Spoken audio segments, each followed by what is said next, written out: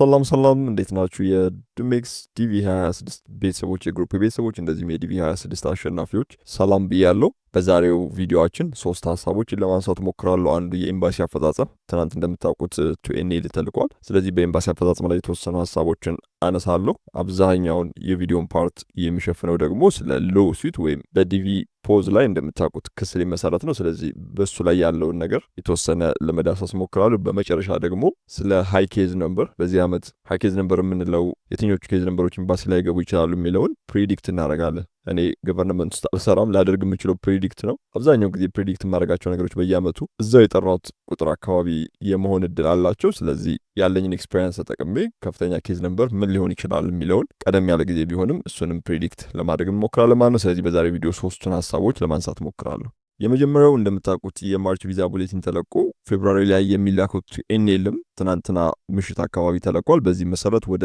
9200 አካባቢ ኬዝ ነምበር ድረስ ነው የተላከው። ከ8200 አካባቢ እስከ 9200 አካባቢ። ይህ ማለት የ1000 ኬዝ ነምበር ጋፕ ማለት በጣም አነስተኛ ቱኤንኤል ነው የተላከው። ስለዚህ ኢትዮጵያ ኤምባሲ ነው ምን አስበው እንደሆነ አናውቅም። የዛሬ ዓመት በግፍ ሲሰራ እንዳልነበር በዚህ ዓመት ትንሽ እየቀለደ ነው። ስለዚህ ከዚህ አንጻር ኬዝ ነምበሩ ምን ያህል ሊሆን ይችላል የሚለውን ወደ መጨረሻ ላይ አነሳላችኋለሁ ማለት ነው። አሁን ባለው ሁኔታ ግን ፌብሩዋሪ ላይ የተላከው ቱኤንኤል እስከ 9200 ሆኗል።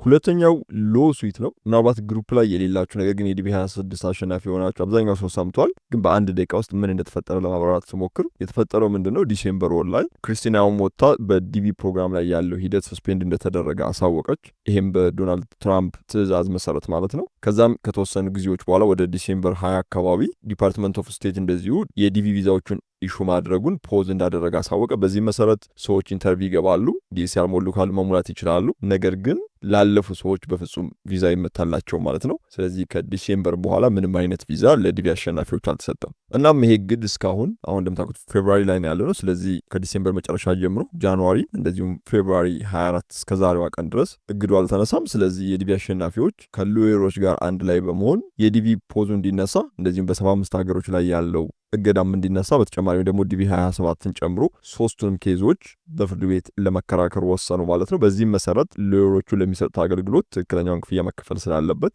ከዲቪ አሸናፊዎች ውስጥ ክፍያ መክፈል የሚችሉ ሰዎች በመክፈል እንዲመዘገቡና በእነሱ ስም ክስ ተመስርቶ ውሳኔ እንዲያገኙ የሚያስችል ሀሳብ አቀረቡ። በዚህ መሰረት እስካሁን 2 ግሩፖች ናቸው ያሉት ማለት ብዙ የሚታወቁት ማለት ነው። አንደኛው ኢምፓክት ሊቲጌሽን ሲሆን ሁለተኛው ደግሞ ሬድ ኤግል የሚባሉ ናቸው። ስለዚህ በእነዚህ 2 የሎየሮች ግሩፖች ቅድም ባልኳቸው 3 አጀንዳዎች ላይ ክስ ለመመስረት ሂደት ላይ ናቸው። በዚህ መሰረት የዲቪ 26 አሸናፊዎች በእነዚህ ሎየሮች አማካኝነት ክስ ለመመስረት ፕሮሰስ ጀምረዋል ማለት ነው። እስካሁን ያለው ሂደት ይህን ይመስላል። ከዚህ በኋላ የብዙዎቻችሁን ጥያቄ ሊመልሱ የሚችሉ ሀሳቦችን እያነሳው እነሱ ላይ ማብራሪያ ለመስጠት ሞክራለሁ። የመጀመሪያው በሁለቱ የሎየር ግሩፖች መካከል ያለው ለውጥ እንደዚሁም አንድነት ምንድን ነው ካላችሁ ከለውጦቹ ለመነሳት ስንሞክር የመጀመሪያው ሬድ ኤግል የምንለው በዚህ ኬዝ ውስጥ አንድ አሸናፊ ለመመዝገብ ወደ $2500 ይጠይቃሉ። ይሄ ማለት ግን $2500 መጀመሪያ አትከፍሉም። በመጀመሪያው ክፍያ ወይም ቅድመ ክፍያው ላይ $500 ትከፍላላችሁ። በመቀጠል አሜሪካ ከገባችሁ በኋላ በ8 ወሮች ውስጥ በየወሩ $250 በማድረግ 2000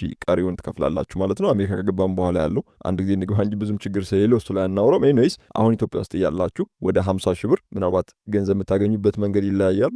በትክክለኛው በባንክ የምታገኙ ከሆነ ለምሳሌ ወደ 70 እና ከዛ ከፍ ያለ ገንዘብ ሊሆን ይችላል። ምናልባት የሚከፍሉላችሁ ሰዎች ደግሞ ትክክለኛ ያልሆነውን የምንዛሬ መንገድ የሚጠቀሙባችሁ ከሆነና በዛ መሰረት ገንዘብ እንድታስገቡ የሚጠይቋችሁ ከሆነ እስከ 90 ሺህ ብር እና ከዛ በላይ ብቻ ከ100 ሺህ ብር አያልፍም። 100 ሺህ ብር ብለን በጋራ ቋንቋ እንያዘው ወደ 100 ሺህ ብር አካባቢ የሚሆን ገንዘብ ለዚህ ሎ ስዊት ይጠይቃል ማለት ነው። ሌላው ሬድ ኤግልሶች ሬጂስትሬሽኑ ወይም ደግሞ ምዝገባውን የሚቀበሉት እስከ ፌብሩዋሪ 28 ድረስ ነው። ይሄ ማለት 4 ቀን ይቀረዋል ማለት ነው ከዛሬዋ ቀን ጀምሮ። ዛሬ ማክሰኞ ላይ ነው ያለነው። ስለዚህ ከማክሰኞ ጀምሮ በ4 ቀን ውስጥ ምዝገባው ይጠናቀቃል። ከዛም ፋይሎቻችንን ሰብስበው ለኮርት ፋይል የሚያደርጉት ደግሞ ማርች 15 ይሆናል። ይሄ ማለት ያው ወደ ክስ ሂደት የሚገቡበት ጊዜ ይሆናል። ሁለተኞቹ ግሩፖች ደግሞ የሚያስከፍሉት $750 ነው። ይሄ የመጨረሻ ክፍያቸው ነው። ከዛ በኋላ ምንም የምትከፍሉት ነገር የለም። ሙሉ ክፍያው አንድ ጊዜ ነው የሚሆነው። ይሄ ማለት በ$250 ከሬድ ኤግልሶች ከፍ ያለ ክፍያን ያስከፍላሉ። ሁለተኛ ደግሞ ያለባቸው ሊሚቴሽን 300 የሚሆን ሰው እስካልተመዘገበ ድረስ ክሱን እንደማይጀምሩ አሳውቀዋል። እነዚህ ግሩፖች ደግሞ ምዝገባቸውን የሚያደርጉት እስከ ማርች 7 ድረስ ነው። ይህ ማለት ከሬድ ኤግልሶች የተሻለ የምዝገባ ጊዜ አላቸው ማለት ነው። ፋይል የሚያደርጉት ደግሞ ማርች 14 ነው። አይ ቲንክ 15 ይመስለኛል፣ አቀየረው ይሆናል። አንዱ 14 አንዱ 15 ያው በአንድ ቀን ልዩነት ፋይል ያደርጋሉ።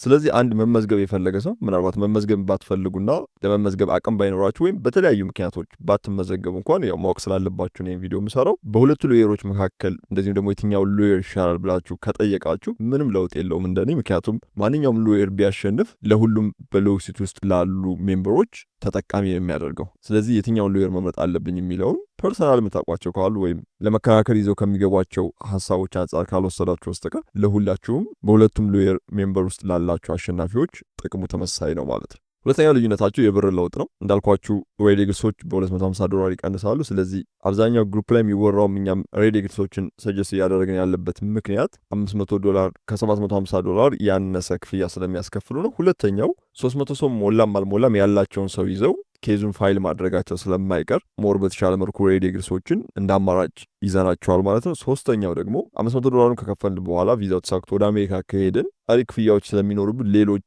ከግሪን ካርድን ጋር ከሌሎችም ያልተቋጩ ኬዞች ጋር የሚያዙ ነገሮች ካሉ በዛ 8 ወር ውስጥ እንደ ኬዝ ነገሮችን የማስፈጸም ወይም ደግሞ ተጨማሪ ነገሮች ቢኖሩ ኮንታክት የማድረግ እድል ይኖረናል። ስለዚህ ከመጀመሪያው አንጻር የተሻለ እድል አላቸው ማለት ነው ሬድ ኤግልሶች። ከዛ ውጭ ብዙዎች የሚጠይቁት በተለይ ደግሞ $500 እንዲከፍሉላቸው አሜሪካ የሚገኙ ዘመዶቻቸውን ሲጠይቁ አብዛኛው አሜሪካ ያለ ሰው የሚጠይቀው ምን ያህል ታማኝ ናቸው፣ የሚታወቁ ሰዎች ናቸው፣ እስካም እንዳይሆን ምናምን እንደሚሉት። ነገር ግን እነዚህ ሎየሮች በሁለቱም ግሩፖች ውስጥ ያሉት ማለት ነው ከዚህ በፊት በዲቪ 2020 እና 2021 ላይ ተከራክረው አሸንፈው በግሩፓቸው ላሉና ለከሰሱ ለዲቪ አሸናፊዎች ቪዛ ያሰጡ ሎየሮች ናቸው። ሲቀጥሉ እውነቱን ለመናገር በዲቪ ላይ የሚያገኙትን $500 ይጠቀሙበታል ብዬ የማስበው ለዝና ወይም ደግሞ ያላቸውን ስታተስ ለመጨመር ብቻ ነው። ምክንያቱም ያው እንደምታውቁት የሎየር ስራ ትንሽ ዝና ወይም ደግሞ ስታተስ የሚጠይቅ ነገር ነው። ስለዚህ በአንድ ዓመት ውስጥ ከተለያዩ ሀገሮች ውስጥ የሚገኙ አሸናፊዎችን ዲቪን ያህል ነገር በፍርድ ቤት ከሰው አሸነፉ ማለት ያላቸው ስታተስ ከፍ ይላል። ያ ደግሞ ሌሎች ስራዎችን በበላይነት እንዲሰሩ ያግዛቸዋል። ዋናው ጥቅማቸው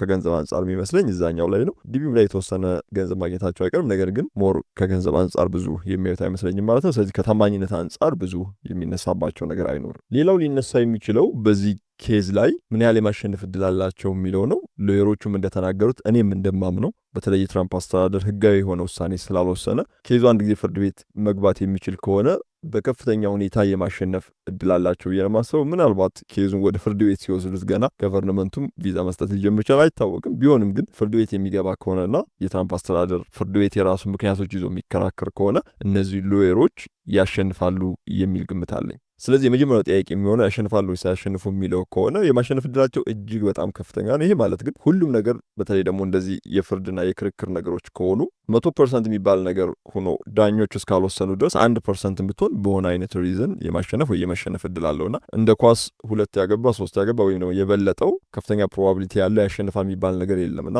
በሆነች ፖይንት ብቻ ነገሮች ወደ ግራ ወይም ወደ ቀኝ የመሆን እድል እንዳላቸው ግን ማወቅ አለባችሁ። ፕሮባቢሊቲውን ስናየው ግን ከፍተኛ የሆነ የማሸነፍ እድል አላቸው። ሌላው ካሸነፉ ለማን ነው ውጤቱ የሚሰጠው ወይም ደግሞ እድሉ የሚሰጠው? በዚህ ግሩፕ ውስጥ ለተካተቱ ሰዎች ነው ወይስ ደግሞ ክፍያውን ያልከፈሉና ኤምባሲ የገቡ ወይም በቅርቡ ሊገቡ የተዘጋጁ ሌሎች ከግሩፕ ውጭ ለሆኑ አሸናፊዎች ነው ካላችሁ፣ አሁንም የራሴን ሀሳብ ነው የማስቀምጠው። ፍርድ ቤቱ የሚወስን ከሆነ የመጀመሪያው ውሳኔ ይሆናል ብዬ የማስበው ፖዙ ማንሳት ነው። ስለዚህ ፖዙ ተነሳ ማለት በዚህ ግሩፕ ውስጥ የገቡም ያልገቡም የዲቪ አሸናፊዎች ተጠቃሚ ይሆናሉ ብዬ አስባለሁ። ይህ ማለት ግን ኤምባሲ የሚገቡና ቪዛ ያገኙ ማለት ነው። ከኬዝ ነምበር አንጻር ያለውም በኋላ ዲቴል መጣበታል።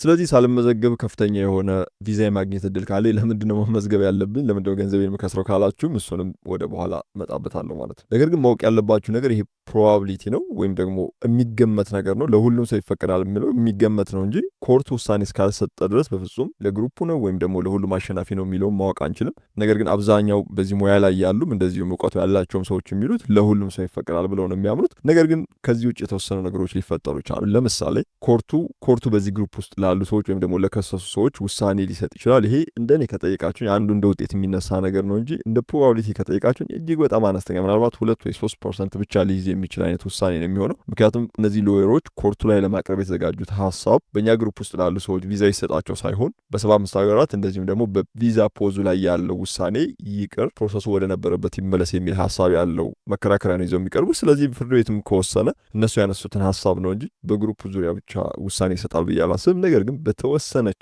የፕሮባቢሊቲ ደረጃም ቢሆን ይሄ መታሰብ ይኖርበታል። ሁለተኛው ሊሆን የሚችለው ደግሞ ምናልባት ዲፓርትመንት ኦፍ ስቴቱ እንደ ግሩፕ ኬዙን ላሸነፉኝ ሰዎች ብቻ ነው ቪዛ የምሰጠው የሚልም ሀሳብ ሊያመጣ ይችላል። ይሄ መጀመሪያ ካየነው አንጻር ሲታይ ትንሽ ከፍ ያለ ፕሮባቢሊቲ ይኖረዋል። ነገር ግን አሁንም ይሄ መፈጸም እድሉ በጣም አነስተኛ ነው ብዬ አስባለሁ። ግን እንደምታውቁት የትራምፕ አስተዳደር በኮርት ደረጃ ሽንፈት ሲደርስበት ትንሽ ለየት ያሉ ማድረግ የሚችላቸውን ህጎች እንደ አድቫንቴጅ ይጠቀምባቸዋል። እሱን ነው በቅርቡም እያየን ያለ ነው። ስለዚህ ከዛ አንጻር ቪዛም ፈቅዳችሁላቸዋል፣ ነገር ግን አሰራሩን መወሰን እችላለሁ ብሎ ስለሚያስብ ይህንን እንደ መከራከሪያ አንስቶት እዛው ፍርድ ቤትም ሊያነሳው ይችላል። ወይም ደግሞ ከተወሰነ በኋላ ምን አይነት መብት ሊኖረው እንደሚችል አላውቅም። ግን መብት ካለው ከህግ አንጻር ለግሩፑ ብቻ ቪዛውን የመስጠት እድል ሊኖረው ይችላል ማለት ነው። ይሄ ግን በጣም ያነሰ ፕሮባቢሊቲ ነው፣ ግን እንደ እውቀት ብትይዙት መልካም ነው። ሌላኛው ብዙ ሲነሳ የነበረው በተለይ ባለፈው ግሩፕ ላይ ካስተላለፍኩት አንጻር ሴፕቴምበር 30 ዓመቱ ካለቀ ምንድን ነው የሚሆነው የሚለው ላይ ብዙ አከራካሪ የሆነ ሀሳቦች አሉ። እዚህ ላይ የተወሰነ ሀሳብ ለማንሳት ልሞክር። የመጀመሪያው ሴፕቴምበር 30 ከደረሰ ፍርድ ቤት ለከሰሱት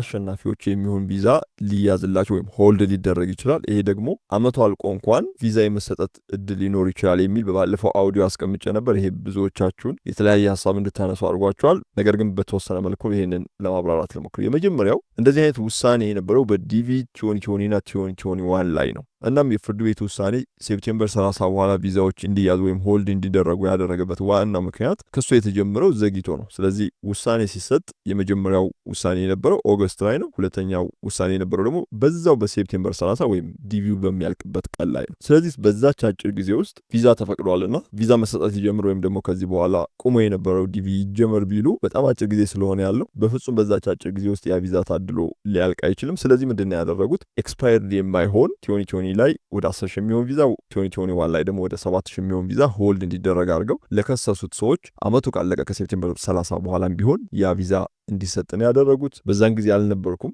በጣም ሩቅ አመት ነው። ነገር ግን ባየሁትና ሪከርድ ተደርገው በተቀመጡ ኢንፎርሜሽኖች መሰረት ካየ ነው ግን ኢቨን ቱ ኤንኤል ያልተላከላቸውም ሰዎች ከውሳኔ በኋላ ቱ ኤንኤላቸውን በኬሲሲ በኩል ሳይሆን በሌላ አይነት መንገድ ኤምባሲ እንዲገቡና ቪዛቸውን እንዲያገኙ ሆነዋል። ይሄ ማለት ግሩፕ ላይ ያሉ ወይም ደግሞ የከሰሱ ሰዎች ብቻ የተጠቀሙበት መንገድ ነው። ይሄ በዚህ በዲቪ 2026 ላይ ይፈጸማሉ ካላችሁኝ የመፈጸም እድሉ ምናልባትም እንደኔ ወደ 0% ነው ሊሆን የሚችለው። ምክንያቱም ሎየሮቹ አንደኛ ቪዛ ሆልድ ይደረግ ብሎ አይከሱም። የሚከሱት ፖዙ ይነሳ፣ እንደዚሁም ደግሞ ሌሎች ከ75 ሀገሮች ጋር የተያዙና በዲቪ 27 ላይ ቆንጆ የኔ ያህል ቪዛ በተለይ ደግሞ ለከሰሱት ለግሩፕ ሜምበሮች ይያዝ ምናምን የሚል መከራከሪያ አያነሱም። ስለዚህ ባልተከራከሩበት ሁኔታ ላይ ደግሞ ውሳኔ አይሰጥም እና ከሴፕቴምበር 30 በኋላ ያለው ብዙ የመፈጠር እድል አይኖሩም። ሁለተኛው ደግሞ ክስ የመሰሩትበት ጊዜ እጅግ በጣም ልጅ የሆነ ጊዜ ነው። ያ ማለት ማርች ላይ ነው። ስለዚህ አፕሪል፣ ሜይ፣ ጁን እነሱ እንዳሉት ከሆነ በ3 ወር ውስጥ ውሳኔ እናገኛለን ብለን እንጠብቃለን ብለዋል። ምናልባት ከዛም ሊፈጥን ይችላል፣ የተወሰነም ሊዘገይ ይችላል፣ ግን እስከ ጁን እንጠብቃለን ብለዋል። ይሄ በጣም ጥሩ አፈጻጸም ነው። ምናልባት እስከዛ የሚፈቀድ ከሆነ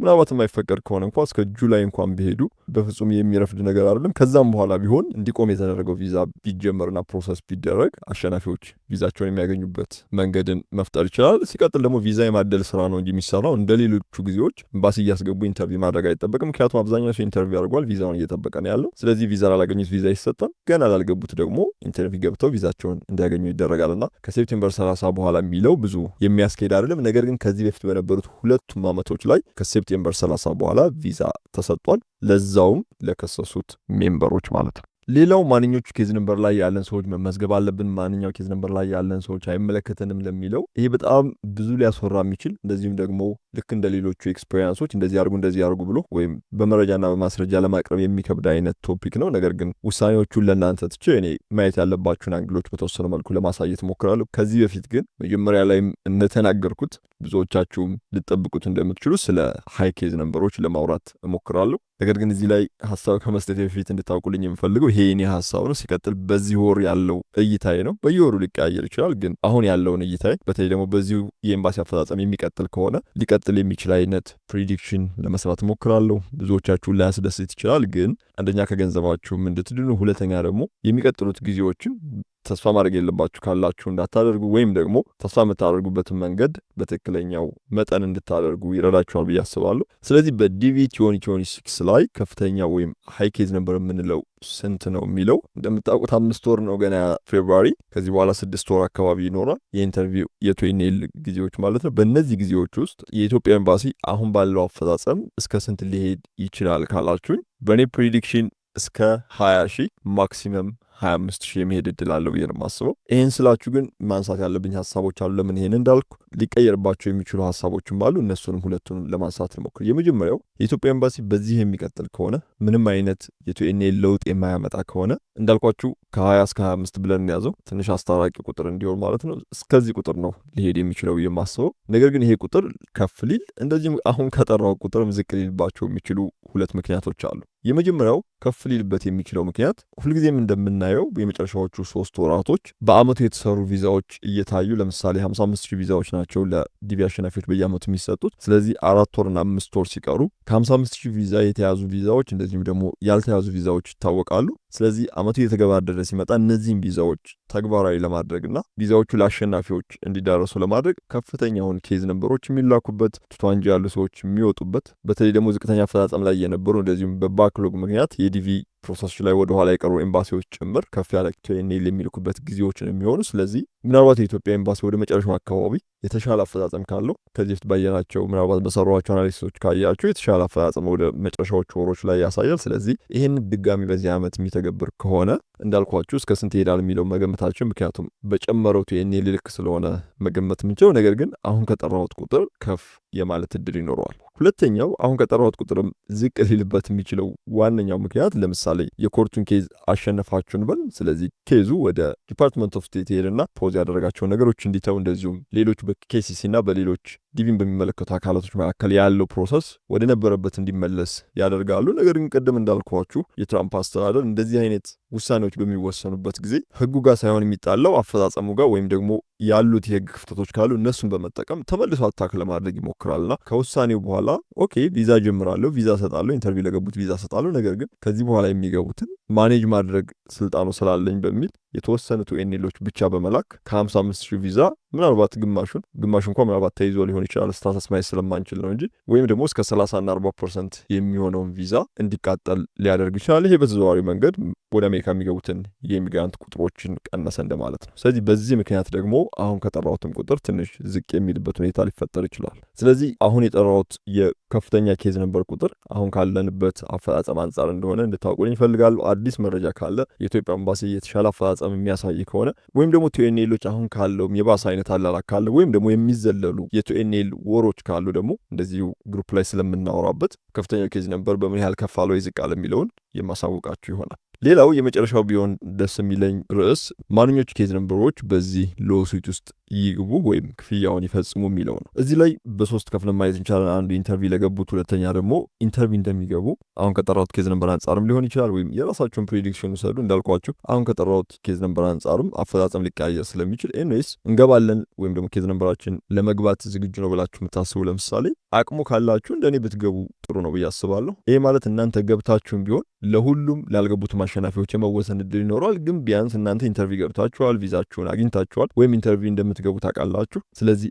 ለሁሉም ቢወሰንም እንደ ግሩፕ ቢወሰንም ቪዛችሁን የምታጡበት ምንም አይነት ምክንያት አይኖርም ማለት ነው። ስለዚህ አቅሙ ካላችሁና ኢንተርቪው በሚገባ ኬዝ ነምበር ሬንጅ ውስጥ ያላችሁ ወይም ኢንተርቪው ገብታችሁ ቪዛ ግን ለጊዜው መስጠት አንችልም የተባላችሁ አሸናፊዎች አቅሙ ካላችሁ ብትገቡ ጥሩ ነው ብዬ አስባለሁ። ምናልባት ለሁሉም ቢታደልም ምንም ችግር የለውም እንኳን ቪዛችሁን አገኛችሁ እንጂ አሜሪካ ከሄዳችሁ በኋላ ምናልባት በ3 በ4 በ5 ቀን ልትሰሩት የምትችሉት ገንዘብ ሊሆን ይችላልና ከዛ አንጻር ባታስቡት ጥሩ ነው። ግን እንደ ግሩፕ ቢወሰን ምናልባት 2-3% ልትሆን ትችላለች። ይሄ እንደ ግሩፕ ይወሰናል የሚለው ግን ቢያንስ 3-4%ንም እንደዚሁም ደግሞ 97% ጨምራችሁ 100% እድላችሁን ታሰፋላችሁ ማለት ነው። ይህንን ታሳቢ ብታደርጉ ጥሩ ነው። በተለይ ኢንተርቪው ገብታችሁ ቪዛችሁ የተፈቀደ ካለ ይህንን ብታደርጉ መልካም ነው ብዬ አስባለሁ። ሁለተኛው ያው መካከል ላይ ያላችሁም እገባለሁ አልገባም የሚለውን ጨምራችሁ የራሳችሁን ውሳኔ ወስኑ። ሶስተኛው ደግሞ ከፍተኛ ኬዝ ነምበር ያላችሁ አሁንም ከፍተኛ ኬዝ ነምበር ስል የዛሬ 3 ወር አሁን ከጠራሁት ቁጥር ከፍ ሊል የሚችልበት የሆነ መንገድ ሊፈጠር ይችላል። ስለዚህ አሁን በጠራሁት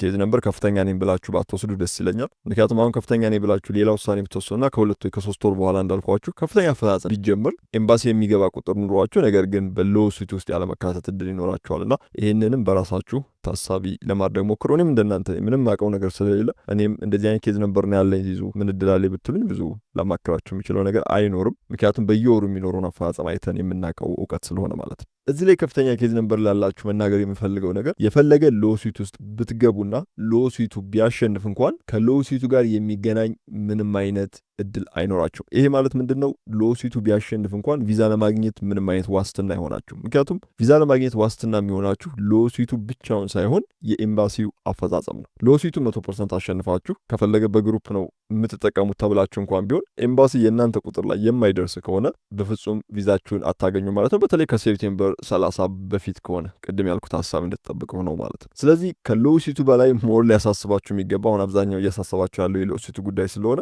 ከሎስዊቱ በላይ ሊያሳስባችሁ የሚገባው ኤምባሲ ይጠራል አልጠራም የሚለውን ጥያቄ መጀመሪያ መልሱ። ይህን ጥያቄ ከመለሳችሁ በኋላ የመግባት እድል አለ ብላችሁ ካሰባችሁ ወይም አፈጻጸም ተቀይሮ የኔ ኬዝ ነምበር ሊደርሳል ብላችሁ የምታስቡ ከሆነ ሎስዊቱ ውስጥ ግቡ። ከዛም ሎስዊቱ ለሁሉምም ተወሰነ እንደ ግሩፕም ተወሰነ ኤምባሲ መግባት እድል ስለሚኖራችሁ ቢያንስ 100% እድል ይዛችሁ ትርፋማ ትሆናላችሁ። ከዚህ ውጭ ግን ሎስዊቱን ብቻ ታሳቢ ያርጋችሁ ከገባችሁ ኤምባሲ የማትገቡ ከሆነ የቪዛም የብርም ኪሳራ እንዳይሆንባችሁ መጠንቀቅ ይኖርባችኋል ማለት ነው። ሌላው መሀል ላይ ያላችሁ ልግባ የሚል ውሳኔ ውስጥ ያላችሁ ሰዎች ለምሳሌ ገንዘብ የሌላቸውን ሰዎች የፈለገ ለማሳመን ብንሞክር ያን ገንዘብ የትም ሊያመጡት አይችሉም። ነገር ግን ጉዳዩን ካመንኩበት እጄ ላይ ገንዘብ ስላለ መክፈል ይችላለሁ የሚል አለ። እንደዚሁም ጉዳዩን ካመንኩበት ከሰው ላይ ተበድሮ መክፈል የሚያስችል አቅም አለኝ የሚልም ሰው። ይህንን ውሳኔ ከመወሰናችሁ በፊት እንዳልኳችሁ ስለ ኬዝ ነምበሮቻችሁ በደንብ ለማወቅ ሞክሩ። ሁለተኛ ደግሞ ከዚህ በፊት ያስተላለፉት ግሩፕ ላይ አውዲዮ ሄዳችሁ ተመልሳችሁ መስማት ትችላላችሁ። የማይቆጫችሁን ነገር አድርጉ። አሁን የብዙዎች ችግር ምንድነው? ለምሳሌ 100 ሺህ ብር ከፍለው ለሁሉም ቢወሰን ወይኔ ባልከፍል ኖሮ 100 ሺህ ብር ያተርፍ ነበር ብሎ ነው የሚያስቡት። ያው ያለን ካልቸር ማይንድ ሴት እሱም ስለሆነ ማለት ነው። ነገር ግን እዚህ ቦታ ላይ ማሰብ ያለባችሁ እንደ ግሩፕም ተወሰነ እንደ ግለሰብም ዞሮ የእናንተ ዋናው ዓላማው ቪዛ ማግኘታችሁ ነው። 100 ሺህ ብርን በመክፈላችሁ ግን እንደ ግሩፕ ሆኖ ቢሆን እንኳን እንደምትተርፉ ማወቅ አለባችሁ። ስለዚህ 100 ሺህ ብሩን ሴቭ ለማድረግ ብላችሁ መግባት የቻላችሁ ሳትገቡ ብትቀሩና ምናልባት ፕሮባቢሊቲዋ እንዳልኳችሁ ትንሽ ብትሆንም እንደ ግሩፕ የሚወሰን ሆኖ ይህንን ቪዛ የምታጡት ከሆነ ከፍተኛ የሆነ ጸጸት ውስጥ እንዳትገቡ ፈራለሁ። ስለዚህ የምትወስኑትን ውሳኔ ዋይዝሊ እንድትወስኑ ከወዲሁ አሳስባለሁ ማለት ነው። ስለዚህ ያለው ነገር ይሄ ይመስላል። የመጨረሻው የሚሆነው ርዕስ እንዴት ነው ክፍያውን መክፈል የምንችለው የሚል ነው። እንዴት ነው ፕሮሰሱንስ ማድረግ የምንችለው የሚል ነው። $500 ክፍያ እኔ ቪዲዮ ለቅላችኋለሁ አለ በእንግሊዝኛ፣ ግን ብዙዎቻችሁ አላያችሁትም ወይም በደንብ ግልጽ የሆነላችሁ አይመስለኝም። ስለዚህ እኔ በደንብ አድርጌ ሰራውና እንዴት ሬጂስተር እንደምታደርጉ ስቴፕ ባይ ስቴፕ በቪዲዮ አሳያችኋለሁ። ከቻልኩ ዛሬ፣ ካልሆነ ደግሞ ነገ ጠዋት እስከ 4 ወይም እስከ 6 ሰዓት ባለው ለመልቀቅ ሞክራለሁ። ስለዚህ መጀመሪያው የሚሆነው ዌብሳይታቸው ላይ በመሄድ መሰረታዊ የሚባሉ ከፓስፖርት ከኬዝ ነምበር እንደዚሁም ሌሎች ፎርም የሚጠይቃቸውን ጥያቄዎች እዛ ላይ ታስገባላችሁ። የመጨረሻው የሚሆነው ፔመንት ፕሮሰሱ ነው። ፔመንት ፕሮሰሱ በሁለት አይነት መንገድ መክፈል ትችላላችሁ። አንዱን መንገድ ዛሬ ነው የጨመርነው። መረጃ ግሩፕ ላይ ያለች ሜምበር ናት የነገረችኝ። አይ ቲንክ ሎዛን ታውቋታላችሁ። በጣም ግሩፕ ላይ አክቲቭሊ የምትሳተፍ ብዙ ሀሳቦችን ስታጋራችሁ የነበረች የግሩፕ ሜምበራችን ናት። ስለዚህ ሪከርድ አድርጋ የሄደችበትን ያለፈችበትን ፕሮሰስ እንድታጋራችሁ አደርጋለሁ። የመጀመሪያው ግን አሜሪካ ያለና የምታውቁት በዜል ሊሆን ይችላል፣ በፔፓል እንደዚሁም ደቢትና ክሬዲት ካርድ እንደዚሁም በባንክ ዋይር ሲስተም ከነዚህ ውስጥ የምትፈልጉትን የክፍያ አማራጭ ተጠቅማችሁ አሜሪካ የሚገኝ ወይም ደግሞ ይህንን የክፍያ መንገድ ሊያሟላ የሚችልን ሰው ታስከፍላላችሁ። ይህ ትንሽ ከባድ ሆኖባችኋል ለብዙዎች፣ ምክንያቱም ብሩ እያላቸው ግን ዶላሩ የሚያገኙበት ወይም ደግሞ ክፈልልኝ ብለው ሊያዙት የሚችሉት ሰው አለመኖሩ አንዱ እንደ ችግር ተነስቷል። ኤልዌይስ የሚከፍልላችሁ ሰው አሜሪካ መፈለግ የመጀመሪያው ኦፕሽን። ሁለተኛው ኦፕሽን መያዝ ያሉባቸው ዶክመንቶች ይኖራሉ። እነዚህን ዶክመንቶች ይዛችሁ ማለትም ከሎየሮቹ ጋር ያላችሁ አግሪመንቶች እንደዚሁ የሚላኩ ዶክመንቶች አሉ። ይህንን በደንብ ታብራራላችኋለች ሎዛ።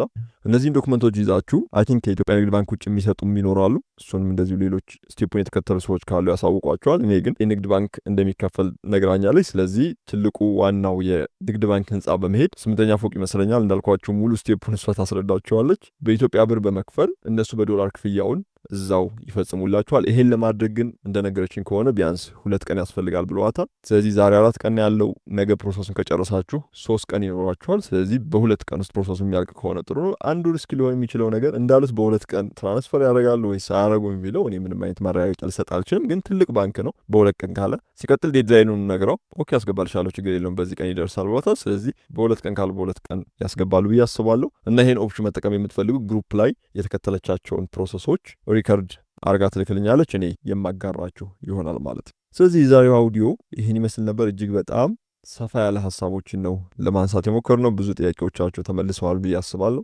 የረሷቸው ሀሳቦች ካሉ ግሩፕ ላይ አንድ ላይ ለማንሳት እሞክራለሁ። የብዙዎቻቸው ጭንቀት በዚህ ሰዓት ቱኤንኤሉ ነው፣ ግን ቢሆንም የተወሰነ ሰዎችን ሊጠቅም ይችላል በሚል ነው ይህን አውዲዮ የምሰራው። ትናንት ከ25 ደቂቃ በላይ የሚሆን ግሩፕ ላይ የሚለቀቅ አውዲዮ ሪከርድ አድርጌ ነበርና ፖስት ለማድረግ ስዘጋጅ ነው ቱኤንኤል የተላከው። እናም ቱኤንኤሉን ስናየው በጣም ትንሽ ቱኤንኤል ነው የተላከው። ስለዚህ በዛ ሁኔታ ውስጥ ስለ ሉሲት ማውራት ጥሩ ስላልመሰለኝ ያው አውዲዮን ትቼዋለሁ ማለት ነው። ዛሬ ግን ጊዜውም እየደረሰ ስለሆነ በተለይ ደግሞ ከዚህ ከአፈጻጸም ጋርና ከሃይኬዝ ነምበር ጋር አንድ ላይ ማውራት ስላለብኝ ይህንን አውዲዮ ዩቲዩብ ላይ ለቅቄያለሁ ማለት ነው። ስለዚህ የዛሬው ቪዲዮ በሉሲቱ እንደዚህም ደግሞ ወደፊት በሚኖረው የኤምባሲ አፈጻጸሞች ላይ ሀሳብ ሰጥቷቸዋል ብዬ አስባለሁ። መልካም እድል እንዲሆንላችሁ ለሁላችሁም እመኛለሁ። ሃይኬዝ ነምበር ላላችሁም ኤምባሲ ለምትገቡም እንደዚሁም በሉሲት ውስጥም ያላችሁ የሌላችሁም እንደ ዲቪ ኬዝ መልካም ነገሮች የምንሰማበት ይሆናል ብዬ አስባለሁ። ዲቪ 27 የሚከፈት ከሆነ ሌላ ተጨማሪ እድል ስለሆነ ሁሉም ነገር መልካም እንዲሆንላችሁ እመኛለሁ። ዚዙድ ሜክስ ነበርኩ። ባባይ